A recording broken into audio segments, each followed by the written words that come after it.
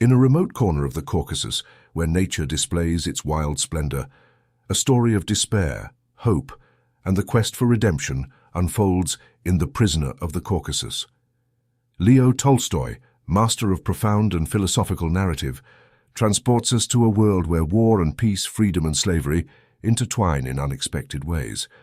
The plot centers around a Russian soldier who, captured by Chechen forces, is forced to confront not only the brutality of his situation, but also his own humanity amidst the conflict.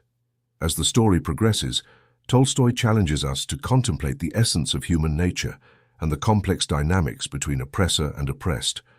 Through his vivid and penetrating prose, the author not only paints a vivid portrait of the physical landscape, but also delves into the emotions, dilemmas, and internal conflicts that arise in the confrontation with the other. The Prisoner of the Caucasus is more than just a simple tale of captivity. It is an exploration of the duality of human nature and a call for empathy and understanding in a world marked by division and war. Prepare to be captivated by Tolstoy's depth, who reminds us that even in the darkest moments, hope and the possibility of redemption can arise from the ashes of suffering. In this literary journey, the boundaries blur, revealing the complexity of our own struggles and the universal search for peace and freedom. An officer named Jilin was stationed in a certain place away from home. His elderly mother said to him, "Dear son, I have aged a lot lately, and I would like to see you again before I die. Come to say goodbye to me. After my death you can return to service. I have found you a bride. She is a good and intelligent girl and has a dowry. If you like her, you can marry her and stay here forever." Jilin began to think, "My mother is very old. Maybe I won't find another chance to see her. It's best that I go now. Besides, if I'm satisfied with the bride she has found for me, I will marry her." He went to see his colonel to ask for permission, said goodbye to his comrades, invited Bodka and his soldiers, and prepared to leave. At that time there was a war in the Caucasus, and it was not safe to travel on the roads neither by day nor by night. As soon as a Russian moved away from the fortress, the Tartars would either kill him or take him prisoner in the mountains. Twice a week, soldiers acting as guides escorted people making the journey from one fortress to another. It was summer, and some carts had gathered in the early morning at the shelter of the fortress, and they set out as soon as the soldiers arrived. Jilin was on horseback, and his belongings were in one of the carts that formed the convoy. They had to travel 25 miles, but the convoy moved slowly. As soon as the soldiers stopped, either the axle of one of the wheels broke or a horse stopped, and they had to wait. By noon, the convoy had only covered half the distance. Dust columns rose. It was very hot and the sun scorched. There was no place to take refuge. They crossed a path in the desolate steppe, devoid of trees or bushes. Jilin had moved ahead and stopped to wait for the bulk of the convoy. He heard the sound of the bugle. The convoy came to a halt again. He thought, "I'm tempted to leave. I only have a good horse. If the Tartars attack me, I could flee. Or maybe I shouldn't do it." Meanwhile, an officer named Kostil approached him on horseback, carrying a rifle. "Let's go, just the two of us," Kostil said. "I can't take it anymore. I'm hungry and it's unbearably hot," Jilin said. He was a tall man and was very flushed. "Is your rifle loaded?" Jilin asked. After thinking for a few seconds, Kostil replied, "Yes." "Well then, let's go, but we must not separate for any reason." They rode along the path through the steppe, chatting and looking to both sides. When they reached the end, the path led into a gorge. "We must climb that mountain so they won't surprise us," Jilin said. "Why should we keep going?" Kostil replied, but his companion disagreed. "No, wait for me here. I'll go up for a moment to scout." Urging his horse, Jilin headed left towards the mountain. The horse he rode was of a good breed. He had paid 100 rubles for it when it was still a colt, and he himself had tamed it. "Dad!" He led his horse to the top of the mountain as if he were flying. From that point, Jilin spotted about 30 Tartars on horseback in the distance. He turned back, but the Tartars had already seen him and charged after him, drawing their rifles from their holsters. Jilin galloped down to the foot of the mountain and shouted to Kostil, "Get your rifle ready!" Meanwhile, Jilin mentally urged his horse, "My friend, get me out of this mess. If I am lost, if I can just reach Kostil, I won't give up." But instead of waiting for his companion, upon seeing the Tartars, Costel began a swift race toward the fortress, relentlessly whipping the flanks of his horse. All that could be seen was the horse's tail thrashing in a cloud of dust. Jilin understood that the situation was serious. Costel had taken his rifle, and he could not defend himself with his saber. Then he spurred his horse to join the soldiers, but then half a dozen Tartars emerged to cut him off. Jilin's horse was good, but the Tartars were even better, and their riders were intent on surrounding him. He wanted to slow his horse down and turn back, but it was impossible. It had bolted and was charging towards the Tartars. One of them, with a red beard and riding a grey steed, came toward him, shouting war cries, gritting his teeth and holding his rifle. "I know those demons well. If they catch me, they will throw me in a dungeon and whip me. I must not surrender alive," Jilin thought. He was not stocky, but he was very daring. He drew his saber and charged at the Tartar with the red beard. "I will crush him under my horse's hooves or stab him with my saber," he thought. But before he could take 10 steps, the Tartars fired from behind and wounded his horse, which collapsed suddenly, crushing one of Jilin's legs. When he tried to get up, 2 foul-smelling Tartars had already arrived and grabbed him by the arms, twisting them behind his back. Jilin broke free, but immediately 3 more Tartars, who had just dismounted, tied his hands behind him and dragged him to their mounts. They took his hat, boots, money and watch and tore his uniform. Jilin turned his head. His poor mount had fallen on its side, just as it had collapsed, thrashing its legs helplessly. Blood poured from its head, covering the dusty ground and forming a huge stain. One of the Tartars approached the horse to remove the saddle. Since it continued to kick, he drew his knife and slit its throat. The horse emitted a guttural sound and, after shuddering, passed away. The Tartars took the saddle and the harness.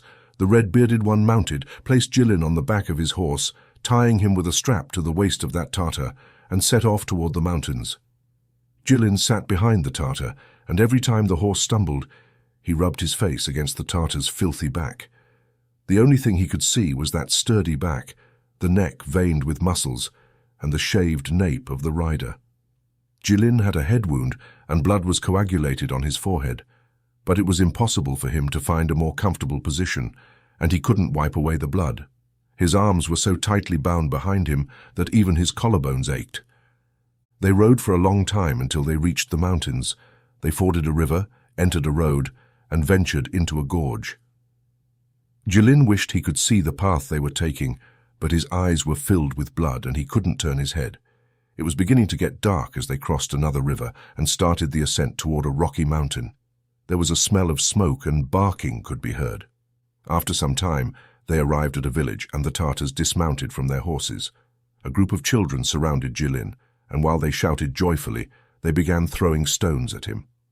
One of the Tartars dispersed the children, and after bringing Jilin down from his horse, he called for one of the servants. It was a Nogai who had prominent cheekbones and a torn shirt that exposed his chest.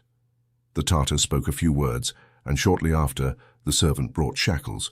After untying Jilin, they fastened the shackles onto him and took him to a stable, where they forcibly threw him in and locked the door. Jilin fell onto a pile of dung and remained in the same position for a while. Then, he groped in the darkness for a softer place to lie down. He spent almost the entire night without sleeping. The nights were short at that time of year. When he noticed through a crack that dawn was beginning to break, he got up and started looking outside. Through that crack, he could see the path that descended from the mountain. To his right, there was a Tartar hut and 2 trees next to it. A black dog lay at the threshold, and a goat wandered around with her kids.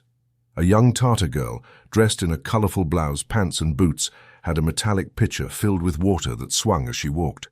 From time to time, she leaned down toward a little boy with a shaved head, who was dressed only in a little shirt, and whom she held by the hand. The girl entered the hut, and soon after, the Tartar with the red beard from the previous day came out, wearing a silk robe, a silver dagger at his belt, and slippers on his bare feet. He wore a tall black lambskin hat, and stretching himself, stroked his beard. After a moment, he spoke a few words to the servant who was there and left. Then 2 boys on horseback went to the watering place. Their horses had wet muzzles. Several children with shaved heads and only wearing shirts gathered around the stable, entertaining themselves with small stones. Jilin was thirsty and felt his throat completely dry. If only someone would come to see me, he thought. Suddenly, he heard the stable door open. It was the Tartar with the red beard, accompanied by another shorter, darker man with bright black eyes, good color, and a small beard. His smiling face radiated joy. He was dressed better than his companion, wearing a blue silk robe with embroidery, a huge silver dagger at his belt, and red embroidered slippers. Over those he wore another pair of thicker slippers. He was covered with a tall white lambskin hat. Upon entering, the Tartar with the red beard said a few words as if scolding, leaned against the doorframe, and while playing with the dagger shot Jilin a wolf-like glance. Meanwhile, the darker man, who moved quickly and clumsily, as if he were walking on springs, approached Jilin and, squatting, gave him a few pats on the shoulder, exposing his teeth, and began to mumble something in his language. He winked, clicked his tongue, and repeated, "Russian good, Russian good." Jilin didn't understand him. "Drink, give me water," he said. "Russian good," repeated the Tartar while laughing, and continued speaking in his own language. Jilin gestured with his lips and hands to ask for something to drink. The darker Tartar understood him, laughed, and peered out the door, shouting, "Dina!" A thin girl of about 13 years old, very similar to the darker Tartar who seemed like his daughter, came running. She also had bright black eyes and was very beautiful. She wore a loose blue blouse with wide sleeves adorned with red ribbons at the neckline, cuffs and hem of her pants, and over her slippers were higher slippers. Around her neck she wore a necklace of Russian coins. Her head was uncovered, and from the end of a black braid, a ribbon with metal plates and a silver ruble hung down. The Tartar spoke a few words, and the girl ran off to return with a metal jug. She offered it to Jilin and squatted down so low that her shoulders were below her knees, observing Jilin while he drank as if she were watching a wild animal. When Jilin returned the jug, the girl jumped back as if she were a mountain goat, and her father burst out laughing. Afterward, he said something, and the girl left with the jug. A little while later, she returned with unleavened bread on a rounded wooden tray and sat squatting to watch Jilin just as she had done before. After a while, the Tartars left, locking the door behind them. Shortly after, the servant arrived and said to Jilin, "Ida, master, Ida." He also couldn't speak Russian. Jilin understood that he was inviting him to go somewhere. He followed the servant, who limped from the shackles. Upon exiting, Jilin saw a Tartar village of about 10 houses and a mosque with its minaret. At the entrance to one of the houses, there were 3 saddled horses held by boys by the bridles. The darker Tartar came out of the house and gestured for Jilin to come over there while laughing and talking in his language. The servant led Jilin inside the house, which was very well arranged, with smooth walls covered in clay. At the back there were colorful cushions and valuable tapestries, rifles and sabers in silver scabbards hung on the walls. One wall had a very low stove flush with the ground that was as smooth as a threshing floor. In the far corner there were felt carpets and on them tapestries and cushions. There the darker Tartar, the one with the red beard, and 3 other guests reclined before them with a small round table filled with tor, a bowl of melted butter and a jug of Tartar beer. They ate with their hands, grease dripping from them. The darker Tartar jumped to his feet and ordered that Jilin be seated on the floor, not on the carpet. He returned to his place and continued treating his guests with cakes and beer. After ordering Jilin to sit down, the servant shook off his slippers, placed them next to others by the door, and took his seat on the felt carpet near his master, drooling as he watched him eat. When they finished, a woman came in wearing a blouse like the girls, pants, and a headscarf. She took the bowl and the cakes to bring a bucket and a jug, with a narrow neck filled with water. The Tartars washed their hands, squatted down, and recited prayers. Then they spoke in their language, and finally one of the guests turned to Jilin and said in Russian, "Almost Mohammed has captured you and handed you over to Abdul Murat," pointing to the darker Tartar, "and the latter is now your master." Jilin remained silent. Abdul Murat burst out laughing and pointing at Jilin repeated, "Russian soldier, Russian good. Abdul Murat orders you to write a letter to your home to ask for a ransom. As soon as we receive it, I will set you free," said an interpreter. "How much money?" Jilin asked after thinking for a few seconds. The Tartars spoke among themselves, and the interpreter translated 3,000 coins. "They cannot pay such an amount," said Jilin. Abdul Murat jumped up and with gestures said a few words to Jilin, indicating that he understood. The interpreter translated, "What amount can you offer him?" 500 rubles, replied Jilin, after thinking it over. The Tatars began to speak quickly all at once, addressing the bearded man. Abdul shouted so excitedly that he splattered saliva on his interlocutor, who frowned and clicked his tongue. "The master insists that 500 rubles are not enough," explained the interpreter. "He just paid 200 for you. He delivered you as part of a debt. He won't free you for less than 3,000 rubles. If you refuse to write that letter, we will lock you up. If I let myself be intimidated by them, things will get worse," thought Jilin. And jumping to his feet, he exclaimed, "Tell that dog that if he wants to scare me, I won't write to my home or give him a single cent. I have never feared you, and I do not intend to do so now, dogs."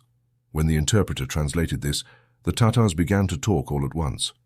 After a long discussion, the dark Tatar approached Jilin and said, "Russian jigit, Russian jigit." That word means brave in Tatar. The dark Tatar laughed again and said something in his language which the interpreter translated, "Let it be 1,000 rubles. I won't give more than 500, and if you kill me you will be left with nothing," Jilin replied, standing firm. The Tatars talked among themselves and then sent the servant somewhere while they waited, casting glances at the door or at Jilin. The servant returned, followed by a tall, stout man who was barefoot and dressed in rags. He also had shackles. Jilin let out a gasp upon recognizing Kostil, who had also been captured. They placed both prisoners together and stood silently looking at them. Jilin recounted what had happened to him, while Kostil said that his horse had refused to advance, that his rifle had jammed, and that Abdul had captured him. Abdul stood up and said something while pointing at Kostil. The interpreter explained that they both now belonged to the same owner, and that whoever gave the ransom money first would gain their freedom. "You have a bad temper. On the contrary, your companion is calm and has already written a letter to his home asking for 5,000 coins. Now we will give him good food and treat him well. My companion can do whatever he pleases. He may be rich. I am not," replied Jilin. "I will keep my word. You can kill me if you want, but I won't gain anything from it. I don't intend to ask for more than 500 rubles." They all remained silent for a while. Suddenly, Abdul picked up a small chest and, taking out a pen, a piece of paper and a small bottle of ink, patted Jilin on the shoulder and gestured for him to write. He accepted his 500 rubles. "Tell him to give us good food, to clothe and shoe us properly, to allow us to be together so we can be more comfortable, and to remove these shackles," Jilin said to the interpreter. After saying these words, he looked at the master and started laughing. He also laughed, listened to the interpreter and responded, "I will provide the best clothes and good boots as if they were getting married. I will feed them like princes. They can live together in the stable if they want, but we cannot remove those shackles because then they would escape. We will take them off at night." Approaching Jilin, he patted him on the shoulder and said, "If you are good, I will be good too." Jilin wrote the letter but misspelled the addresses so that it wouldn't reach its destination. "I will escape," he thought. They took the prisoners to the stable, laid dry corn leaves for them, gave them water in a jug, bread, 2 jackets, and 2 pairs of used boots. Without a doubt, they had taken them from dead soldiers. At night they removed the shackles and locked the door to the stable. Jilin and his companion lived like this for a month. The master never stopped laughing. "You are good, Ivan. I am good, Abdul." They were fed only with unleavened millet flour bread baked like cakes, and occasionally with raw dough. Kostil wrote to his home again, anxiously awaiting the money and feeling very sad. He spent the whole day sitting in the stable, counting the time until he would receive a reply, or sometimes sleeping. On the other hand, Jilin knew that his letter would never arrive and did not write again. Where would my mother get that much money to rescue me? She lives only on what I send her. To gather 500 rubles, she would ruin herself for the rest of her life. I will manage to escape with God's help, he said to himself, and he could only think of a way to flee. He wandered, whistling around the village or sat in some corner, doing manual work, making clay dolls and weaving wicker baskets. He was a master of any kind of manual task. On one occasion, he made a doll dressed in a Tatar blouse and placed it on the roof of the stable. When the women went for water, the master's daughter named Dinka saw it and called her friends. They all left their jugs on the ground and laughed as they watched the doll. Jilin took it down from the roof and offered it to them, but they did not dare to take it, although they continued laughing. Jilin then left it there and returned to the stable to wait and see what would happen. Dinka came over, looked around, and after grabbing the doll, she ran away. The next morning, Jilin could see Dinka leaving her house with the doll in her arms. It was adorned with red ribbons, and she was singing a lullaby while rocking it like a baby. The mother came out shortly after, scolded her, took the doll away, tore it to pieces and sent her to work. Jilin made another doll even better to give to Dinka. On one occasion, she brought him a small jug that she left on the ground. She then sat next to him and, laughing, looked at Jilin while pointing at the jug. Why does she laugh like that? Jilin wondered. He took the jug and began to drink, thinking it was water as usual, but Dinka had brought him milk. This is very good, he told her after drinking it. The girl became very happy and, jumping to her feet, began to clap. Good, Ivan, good, she said, taking the jug from Jilin's hands and running away. From that day on, Dinka secretly brought him a jug of milk every day. The Tatars often make cheese from goat milk that they dry on the roofs of their houses. The girl also got in the habit of bringing him some of that cheese from time to time. Once, when the master had just slaughtered a lamb, Dinka hid a piece in one of her sleeves and gave it to the prisoner. She had a habit of leaving him the things she brought and then running away immediately. One day, there was a strong storm, and it rained heavily for an hour. The streams overflowed at the fords, the water rose more than 2 meters, and the current carried away huge stones. Streams flowed everywhere, and thunder rumbled among the mountains. After the storm subsided, several streams remained in the village. After much insistence, Jilin managed to get his master to provide him with a knife. He built a mechanism with some boards, an axle, and a wheel, and with some pieces of cloth provided by the girls, he managed to dress 2 dolls, a man and a woman, which he secured on either side of the wheel. He placed the mechanism in a stream. The current caused the wheel to turn, making the dolls jump. The whole village came to see it, children, women, and even men, all clicking their tongues and saying, "What a clever Russian, what a clever Russian." Abdul had a broken watch. He called Jilin over, and showing it to him, clicked his tongue. "Let me have it. I can fix it," said Jilin. He took the watch, dismantled it with the knife, and after repairing it, returned it to the Tatar. It worked just like before. Abdul, overjoyed, gifted Jilin an old, torn jacket. Jilin accepted it. What else could he do? At least he would cover himself with it at night. From that moment on, Jilin earned a reputation as a good craftsman. People began to come from nearby villages, bringing him pistols, rifles, and watches to be repaired. The master provided him with all kinds of tools. One day the Tatar fell ill, and they called Jilin to cure him. He had no idea what he was supposed to do. He examined him and thought, maybe he will recover on his own. He returned to the stable and took some water mixed with sand. Thus, in the presence of the Tatars, he uttered a few words before the jug of water to hand it to Abdul and make him drink. Fortunately for him, Abdul recovered. Jilin was beginning to understand the Tatar language. Some got used to him. When necessary, they would shout, "Ivan, Ivan!" But others looked at him sideways, as if he were a wild animal. The Tatar with the red beard did not like Jilin. He frowned whenever he encountered him, turning his gaze away or filling him with insults. There was an old man who lived at the foot of the mountain and often visited the village. Jilin only saw him when he went to pray at the mosque. He was short in stature and wore a towel in the form of a turban over his cap. He had a short white beard and mustache like down, a brick-colored face etched with wrinkles, a hooked nose like a vulture's, cruel grey eyes, and a toothless mouth revealing 2 fangs. He walked with a cane and looked around as if he were a wolf. As soon as he saw Jilin, he began to grunt and turned his gaze away. On one occasion, Jilin made his way to the foot of the mountain to see where the old man lived. At the end of a path, he saw a garden enclosed by a wall, full of cherry and peach trees, and in the middle of all of them a little hut with a flat roof. Jilin approached and observed some straw beehives around which swarms of bees were buzzing. The old man was on his knees in front of one of the beehives, climbing on the wall to get a better look. Jilin made noise with his shackles, and the old man noticed, letting out a shout. He pulled out the pistol he had at his waist and fired at point-blank range. Jilin could only hide behind one of the stones. The old man went to complain to Jilin's master. Abdul called him over and asked, smiling, "Why did you go to the old man's house?" Jilin replied that he didn't want to harm him. He just wanted to see how he lived. Abdul translated Jilin's words to the old man, who, furious, said something that revealed his fangs. Jilin didn't understand everything, but he could deduce that the old man demanded that Abdul kill the Russians instead of keeping them in the village. When the old man left, Jilin asked his master, "Who was that man?" "That's an important man," exclaimed Abdul. "He was the first Jagit of the place. He has killed many Russians in his time. He was very rich. He had 3 wives and 8 children, all living in the same village. The Russians came, destroyed his village, and killed 7 of his 8 sons. The one who survived surrendered to the Russians, and the old man did the same. He lived among them for 3 months, and when he found his son, he killed him and managed to escape. Since then, he has not fought again and has gone to pray in Mecca. That's why he wears the turban.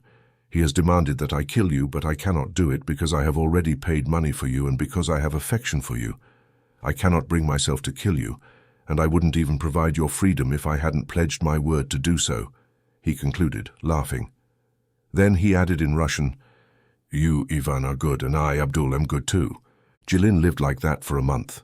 By day he would walk around the village or do manual labor, but as soon as night fell and the villagers retired, he would work on digging a hole in the stable. It was a laborious task because it was full of stones that he had to cut with a saw. Eventually, he managed to make a hole under the wall large enough to crawl through. "I need to examine the place very well to see which direction I should take, because no Tatar will tell me," he thought. To do this, he chose a day when Abdul had gone on a trip. After eating, he left the village with the intention of climbing a mountain. From its summit, he wanted to observe the surroundings. But when Abdul left, he had ordered his son to follow Jilin without losing sight of him for a single second. The boy ran after Jilin and shouted, "Don't go, Dad has ordered me not to leave here. If you don't obey me, I'll call the villagers."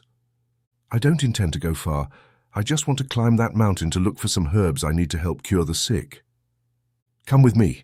I won't be able to escape with these shackles. Tomorrow I'll build you a bow and some arrows," Jilin ended. The boy agreed, and they left together. It seemed at first glance that the mountain was close, but it was not easy to reach it with the shackles on. Jilin walked for a long time and barely managed to reach the summit. He sat down and began to study the place. To the south, beyond the stable, he saw a ravine where a herd of horses grazed, and further away, another village. On the other side of the village stood a very steep mountain, and soon after, another one. Between the 2 mountains lay a forest, and in the distance, a range of higher mountains, all covered with white snow like sugar. Among all the snow-capped mountains, one stood out, and both to the east and west, mountains were visible.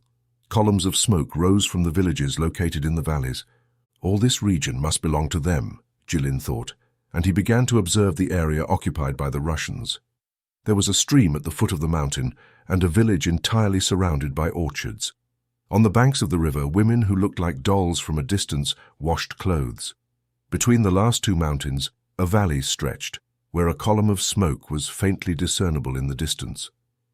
To orient himself, Jilin tried to remember the place where the sun rose and where it set while he lived in the fortress, and it seemed to him that the fortress was in that valley. He had to head towards those 2 mountains. The sun began to decline, and the mountains covered in white snow turned red. The already dark hills became even darker. The valley where the column of smoke rose, and the one where the Russian fortress should be lit up with the rays of the setting sun. Jilin observed attentively and saw some smoke, confirming his suspicions. It was getting late, and he heard the call of the muezzin. The herds began to return, and the sound of cows mooing echoed everywhere. The boy insisted that they should return, but Jilin didn't want to leave. Upon returning, Jilin thought, "Now that I know the surroundings, the time has come to escape." He was ready to flee that very night. It was a very dark night with no moon. Unfortunately, at dusk, the Tatars returned. They usually came back with livestock and were very happy, but this time they hadn't captured any animals and instead brought back a corpse tied to one of the saddles. It was the brother of the Tatar with the red beard. Everyone was very excited, and they gathered to bury the body. Jilin went out to see what they were doing. They wrapped the deceased in a white shroud and took him to the edge of the village, laying him down in the grass at the foot of some poplar trees. The muezzin arrived. The old men gathered, placing towels over their caps as turbans, and after removing their shoes they sat in front of the corpse on their haunches. The muezzin stood before them, followed by 3 old men with turbans and then a group of Tatars. They all remained silent, bowing their heads for a long time. Suddenly the muezzin raised his head to say, "Allah." After pronouncing this word, he lowered his head, and they all fell into deep silence again. While they remained motionless, the muezzin lifted his head again and said, Allah. They all repeated, Allah, and fell silent once more. The Tatars were as motionless as the corpse. Only the rustling of leaves stirred by the wind could be heard. Then the muezzin recited a prayer, and everyone stood up, lifted the corpse, and carried it away. They reached a place where a pit had been dug, as if it were a tomb, and taking the corpse by the arms, they slowly lowered it into the pit, where they sat it cross-legged, covering it with earth and placing a stone at the head of the grave. After well packing down the earth, they all sat in front of the grave and remained silent for a long time. Allah, Allah, they finally exclaimed as they got up. The Tatar with the red beard distributed money among the old men, and after a whip, struck himself 3 times on the forehead and went home. The next morning, Jilin observed how the red-bearded Tartar left with a mare, followed by 2 other Tartars. As soon as they left the village, the red-bearded one took off his coat, rolled up his sleeves, exposing his robust arms, and pulled out a knife to sharpen on a whetstone. The Tartars looked up at the mare, and the red-bearded one slaughtered her, throwing her to the ground. He then began to skin and dismember her. Women and girls came to wash the intestines and the belly of the animal. Afterward, they took the dismembered mare to the red-bearded Tartar's hut, where all the villagers gathered to honor the memory of the deceased. They ate the mare's meat and drank beer for 3 days. No Tartar left the house.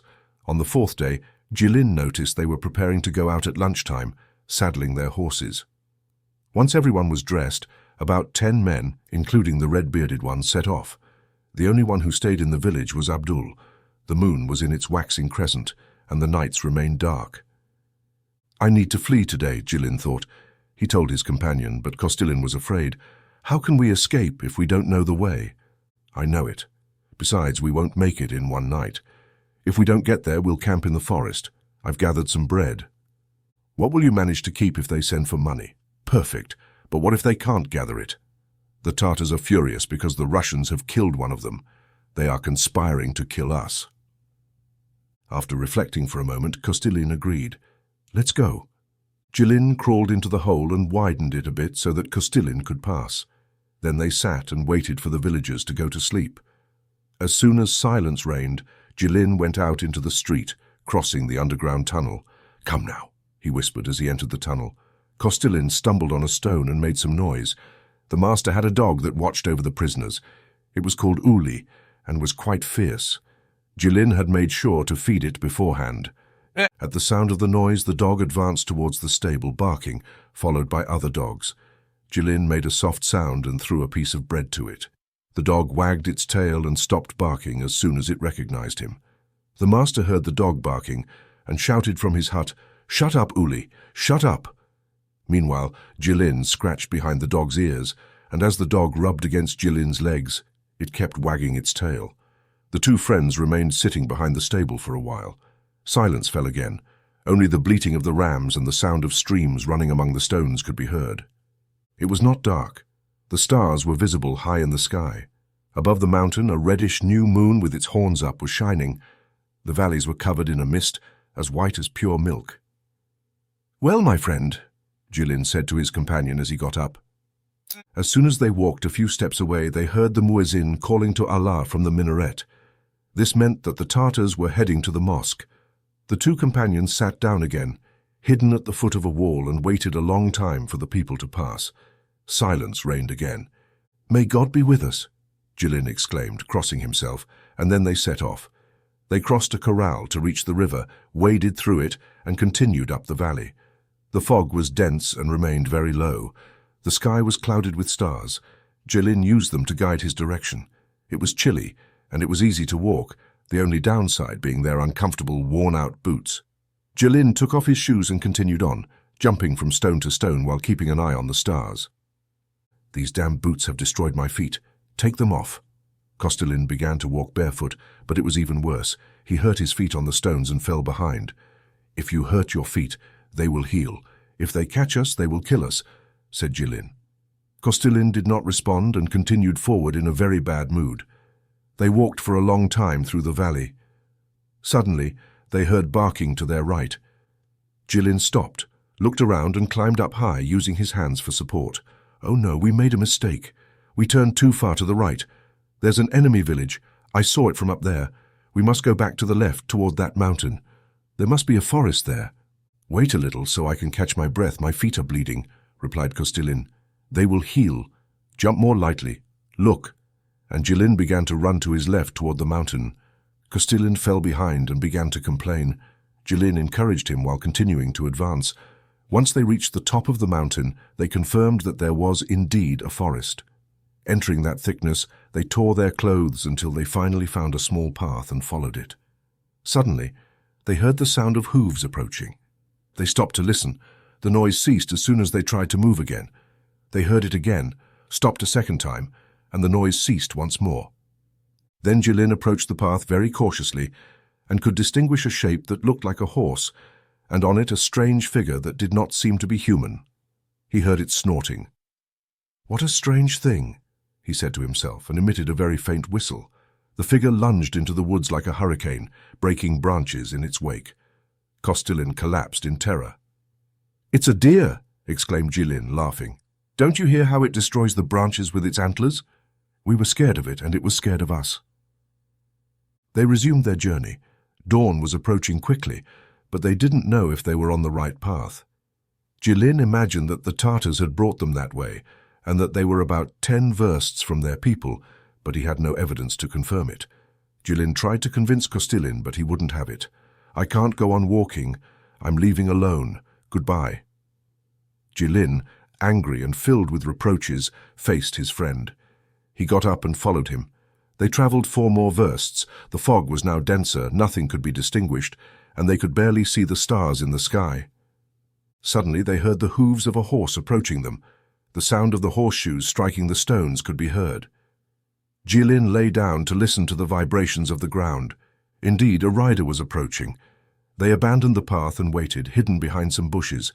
Then Jilin slipped back to the path and could see a Tartar on horseback, following a cow ahead of him, mumbling something as he passed by. "Well, it has passed, thank God. Get up and let's go," said Jilin. Kostilin tried, but collapsed. "I can't. I swear I can't. I have no strength left." That burly man was completely exhausted, covered in sweat with his feet full of sores. Jilin tried to help him up. "You're hurting me," screamed Kostilin. Jilin froze. "Don't shout. The Tartar is close and can hear you."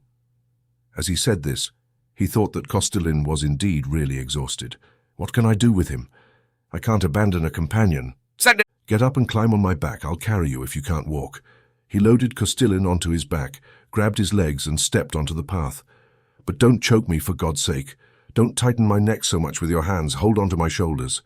Jilin's burden was too heavy, and he also had bloody feet. From time to time he would bend down to adjust Kostilin so that he could sit higher on his back, and then he would continue forward. It seemed that the Tartar had heard Kostilin's cries because suddenly Jilin heard someone galloping behind them, shouting in Tartar. They hid among the bushes. The Tartar shot, missing the target, then shouted and rode away. "We're lost," exclaimed Jilin. "That dog will call and gather the Tartars to chase us. If we can't advance 3 more versts, we're done for."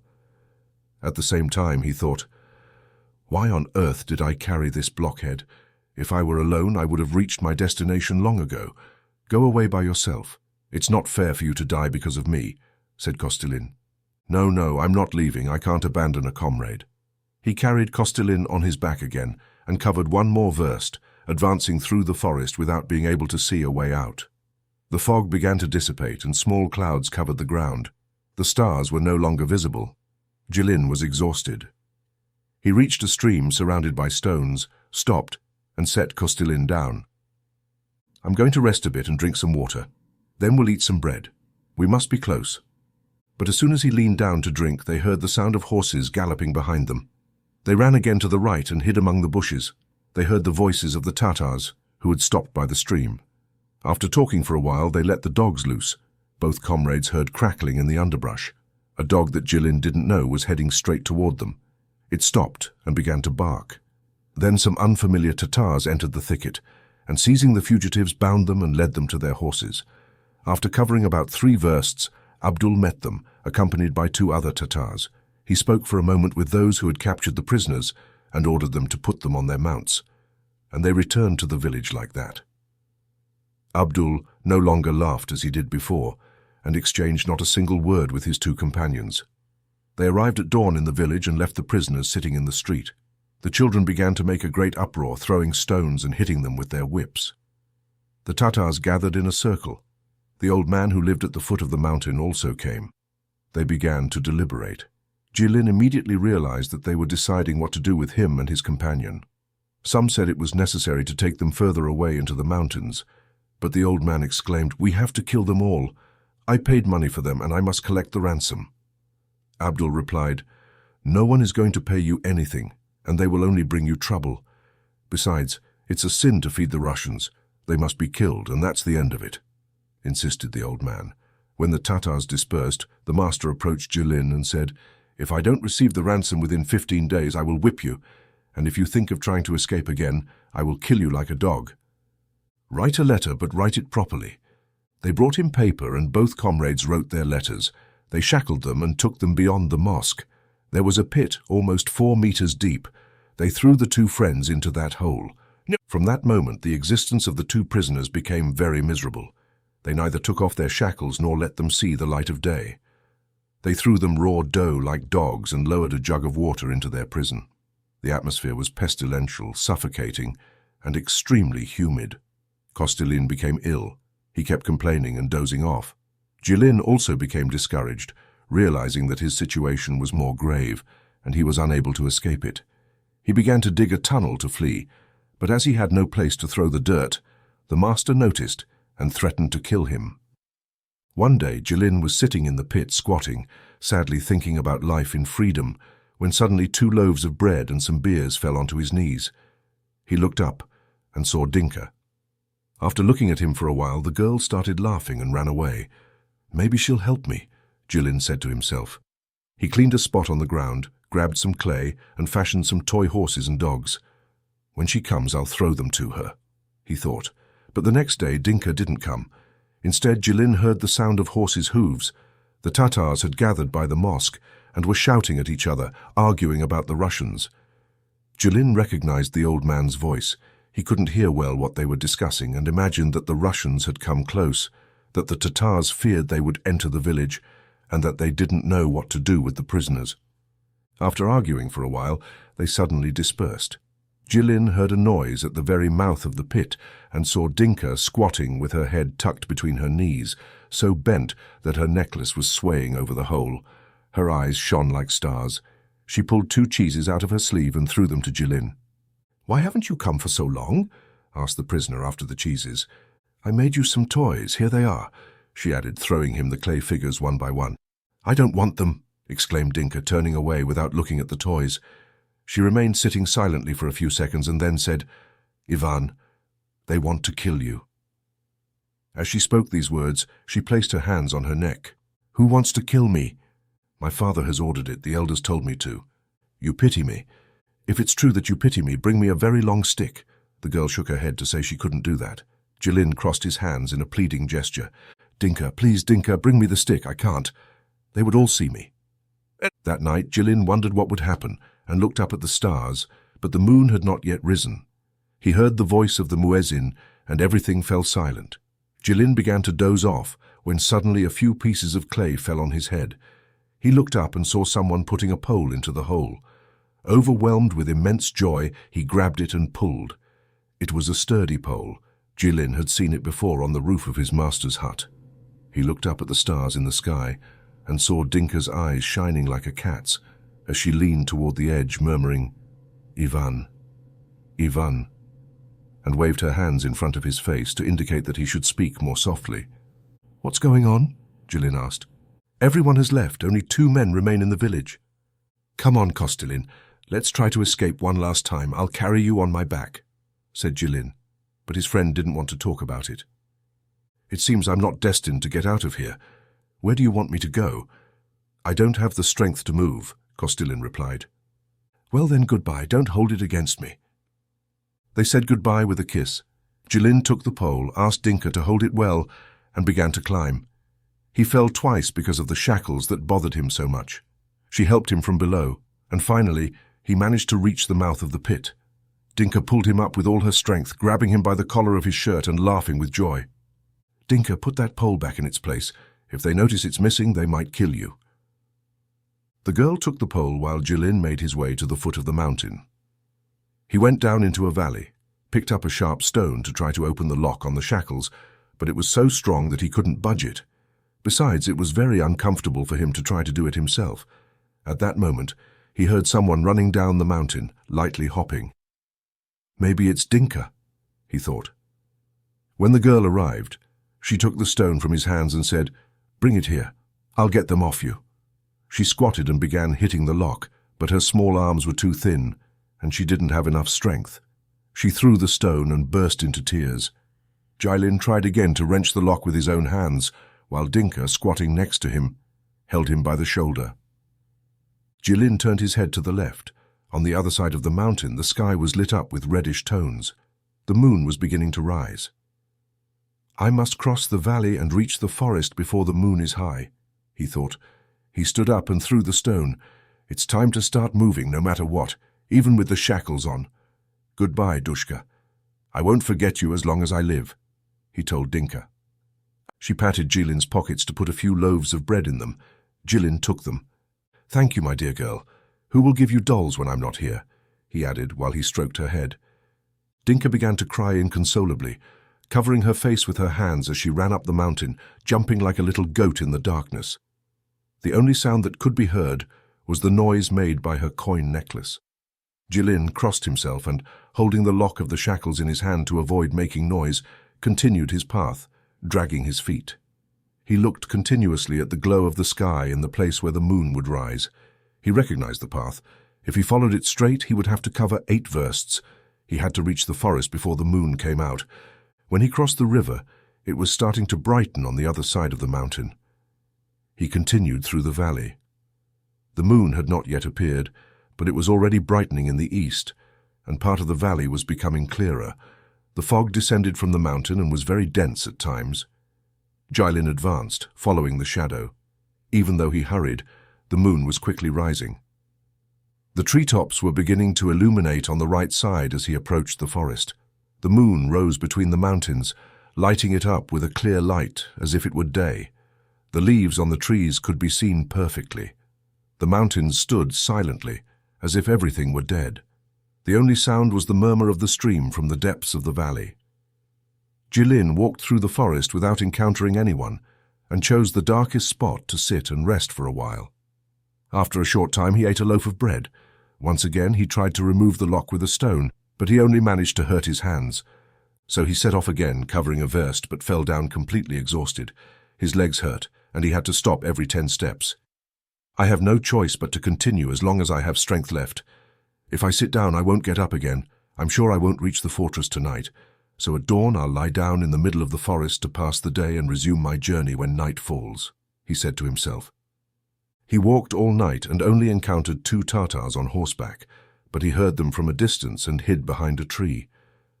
The moon began to pale, and it was almost daybreak, but Jilin had not yet reached the edge of the forest. "Just 30 more steps and I'll enter the woods to rest," he thought. But when he tried to take those 30 steps, he realized he had reached the edge of the forest. When he stepped out of it, it was already completely daylight, and before him he could see the steppe and the fortress as clearly as the palm of his hand. To his left, at the foot of the mountains, he also saw flames flickering, columns of smoke, and men working around the campfires. He observed more closely and saw the gleaming rifles of the Cossacks and Russian soldiers. Overcome with immense joy, he gathered his last strength and began to descend the mountain while saying to himself, "God deliver me from encountering a Tatar on horseback in this flat field." Just then he spotted 3 Tatars on one of the hills to the left, about 200 paces away. Upon seeing Jilin, they rushed toward him. He felt his heart falter, waved his arms, and shouted for help. "Brothers, save me, brothers!" The Russians heard Jilin's shouts. Several Cossacks rushed to intercept the Tatars at a gallop, but they were still far away, and the Tatars were approaching Jilin. In a final effort, Jilin grabbed the shackles and started running toward the Cossacks, crossing himself and shouting like a madman, "Brothers! Brothers!" The Cossacks numbered about 15, and the frightened Tatars stopped before reaching Jilin, who was able to join the Cossacks. They all surrounded him and asked who he was and where he had come from. Jilin was crying uncontrollably, repeating, "Brothers, brothers!" Some soldiers came, bringing bread, porridge, and vodka. They covered him with a cloak and removed the shackles. The officers recognized him and took him to their fortress. The soldiers were happy to see him and gathered around him. Jilin told them what had happened, summarizing that he had ransomed Kostilin for 5,000 rubles when he arrived, half dead. "Thank you very much for your visit.